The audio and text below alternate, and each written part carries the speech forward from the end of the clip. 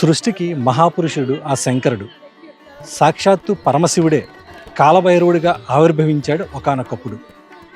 విశాఖలో ఉన్నటువంటి ఈ భైరవ కోణంలో కాలభైరవ స్వామికి ఎంతో విశిష్టమైన ప్రాముఖ్యత ఉంది. కాలభైరవ ఆకారంలో పరమశివుడు లోకానికి కొన్ని మర్యాదలు నేర్పాడని అంటారు. అందుకని ఈ కాలభైరవ స్వామిని దర్శించుకునేందుకు ఎంతోమంది భక్తులు పెద్ద ఎత్తున ఈ విశాఖలో ఉన్నటువంటి అతి పురాతన ఆలయాన్ని భైరవ ఆలయానికి వస్తూ ఉంటారు.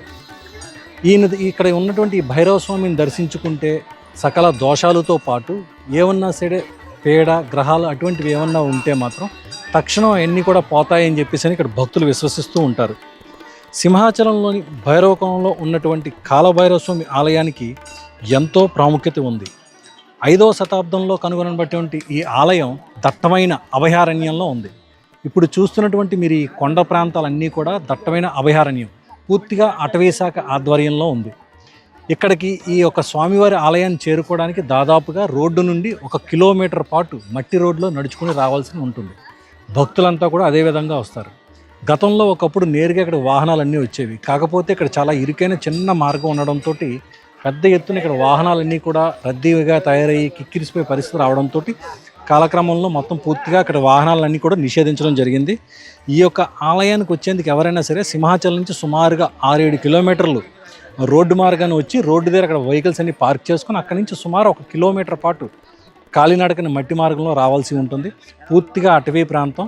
సాయంత్రం అయితే మళ్ళీ ఇక్కడ ఎవరు నరమనిషి కూడా ఉండరు, ఎందుకంటే జంతువులు సంతరించే ప్రదేశం కాబట్టి. అలాగే దీన్ని ఇక్కడ అభివృద్ధి కూడా చేయకపోవడానికి కారణం ఏంటంటే ఇక్కడ అటవీ శాఖ ఆధ్వర్యంలో ఉండడంతో ఇక్కడ ఎటువంటి అభివృద్ధి కార్యక్రమాలు కూడా చేయకూడదన్న ఒక ఆంక్షలు ఉన్నాయి కాబట్టి దీని ఇక్కడ ఎటువంటి కూడా ఇక్కడ అభివృద్ధి పనులు జరగడం లేదు. ఇక్కడ ఒక భైరవ స్వామి ఆలయంతో పాటు లక్ష్మీ గణపతి స్వామి ఆలయం కూడా ఉంది. భక్తులంతా కూడా లక్ష్మీ గణపతి ఆలయానికి కూడా వెళ్ళి దర్శించుకుంటారు. అలాగే నవగ్రహాలు కూడా పూర్తి ప్రదక్షిణలు చేయడం, అభిషేకాలు చేయడం కూడా జరుగుతుంది. ఇంకా ఈ కాలభైరవ స్వామిని పూజించే భక్తులు అనేక మార్గాలు ఉన్నాయి. ఒకటి, కొంతమంది గుమ్మడికాయలతోటి పూజలు చేస్తారు, కొంతమంది అభిషేకాలు చేస్తారు, కొంతమంది పాలు కొబ్బరికాయలు కూడా తెచ్చి ఆ స్వామికి అభిషేకం చేయడం జరుగుతుంటుంది. కానీ అన్నిటికంటే ముఖ్యం ఈ యొక్క స్వామికి బాగా అత్యంత ప్రీతివంతమైనది ఏంటంటే పానకం. కుండతో పానకం తీసుకొచ్చి తెలిసిన వారంతా కూడా ఖచ్చితంగా ఇక్కడ పోస్తారు. ఎందుకంటే వాళ్ళు కోరిన కోరికలు తీర్చుకోవడానికి కోసం అని చెప్పని పానకం పోయడం. అదే విధంగా ఏదైనా కోరుకునే ముందు గారెలతో దండ తీసుకొచ్చి స్వామివారి మెడలో వేస్తారు, కోరుకుంటారు. ఆ కోరిక తీరిన వెంటనే మళ్ళీ మరో గారెలతో దండ తీసుకొచ్చి ఆయన స్వామివారి మెడలో వేసుకుని కోరిక తీరిందని చెప్పుకుంటారు.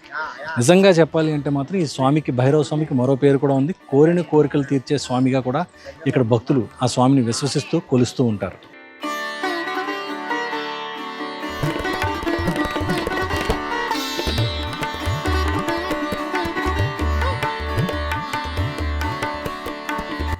ఈ సింహాచలం క్షేత్రానికి క్షేత్రపాలకుడు ఈ కాలభైరవ స్వామి.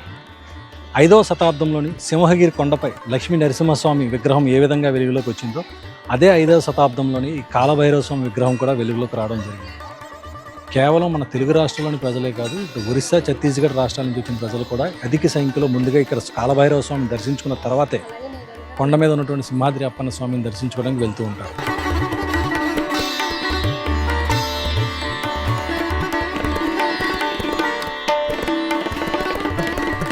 కాలభైరవ ఆకారంలో ఆ పరమశివుడు లోకానికి కొన్ని మర్యాదలు నేర్పాడని పురాణ ఇతిహాసాల ద్వారా తెలుస్తుంది. అదేవిధంగా కాలాన్ని నియంత్రించే శక్తిగా కూడా ఈ కాలభైరవ స్వామి ఉన్నారని చెప్పేసి కూడా భక్తులు విశ్వసిస్తూ ఉంటారు. అందుకే అన్ని కాలాల్లో కూడా ఈ యొక్క భైరవ స్వామిని దర్శించుకునేందుకు భక్తులు ఇష్టపడతారు. ముఖ్యంగా అమావాస్య రోజు ఈ స్వామివారిని దర్శించుకునేందుకు కొన్ని వేల మంది వస్తూ ఉంటారు. భైరవ కోణంలో ఉన్నటువంటి ఈ భైరవ స్వామిని దర్శించుకోవడానికి కేవలం మన తెలుగు రాష్ట్రాలే కాదు, ఉత్తరాఖండ్, ఇంకా ఛత్తీస్గఢ్, ఇంకా అలాగే ఒరిస్సా రాష్ట్రాల నుంచి కూడా పెద్ద ఎత్తున భక్తులు వస్తూ ఉంటారు. మరో ముఖ్య విషయం ఏంటంటే సింహాచలం మొత్తానికి కూడా కాలభైరవ స్వామి క్షేత్రపాలకుడు.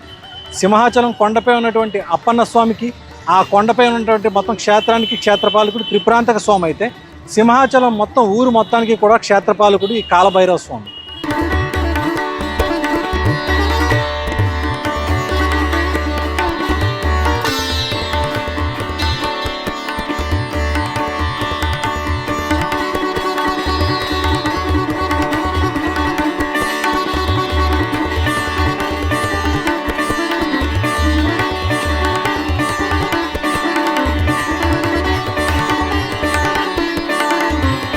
ఈ భైరవ కోణంలోని భైరవ స్వామి విగ్రహానికి ఒక విశిష్టత ఉంది. స్వయంభూగా వెలిసిన ఈ భైరవ స్వామి విగ్రహం ఎంత లోతుందో భూమిలో చూద్దామని చెప్పేసి అప్పట్లో 5వ శతాబ్దంలోనే దాదాపు 50 అడుగులు తవ్వారు. అయినప్పటికీ కూడా ఆయన విగ్రహం చివరి అంచు మాత్రం ఎవరు కూడా కనిపెట్టలేకపోయారు. చివరికి ఇంకా అక్కడతో ఆపేయడం మంచిదని చెప్పేసి ఆపేశారు. ఈ భైరవ స్వామి ఏకశిల విగ్రహం. మానసాదేవి సమేతంగా ఇక్కడ ఆయన పూజలు అందుకుంటున్నారు.